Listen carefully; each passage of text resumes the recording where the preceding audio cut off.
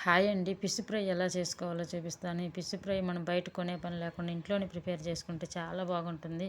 ఈ కాంబినేషన్ పప్పుచారు లేకైనా, రసం లేకైనా, సాంబార్ లేకైనా చాలా బాగుంటుంది.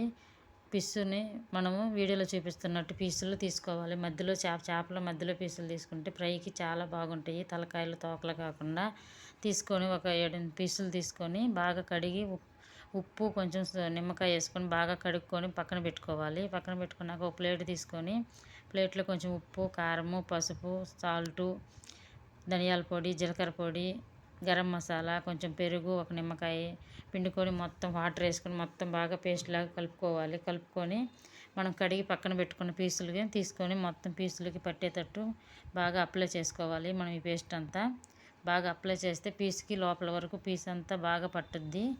కారం, ఉప్పు, పసుపు మొత్తం పట్టినాక ఒక 5 నిమిషాల పాటు 5-10 నిమిషాల పాటు మూత పెట్టి అట్లాగనే వదిలేయాలి. పీసులని ఫ్రిడ్జ్లోనైనా పెట్టుకొని పక్కనైనా పెట్టుకొని వదిలేసుకొని ఒక కళాయి పెట్టుకొని కళాయిలో 2 టేబుల్ స్పూన్లు ఆయిల్ వేసుకొని ఆయిల్ ఎక్కినాక మనం ఈ పీసులు 2 కానీ 3 కానీ వేసుకొని కొంచెం ఆయిల్ కూడా వేసుకొని పైన మళ్ళీ మూత పెట్టుకుంటే బాగా అటుపక్క ఇటుపక్క గోల్డెన్ కలర్ వచ్చేదాకా బాగా ఫ్రై చేసుకుంటే అంతే, మన ఫిష్ ఫ్రై రెడీ. వీడియో కానీ నచ్చితే subscribe. Thank you for watching.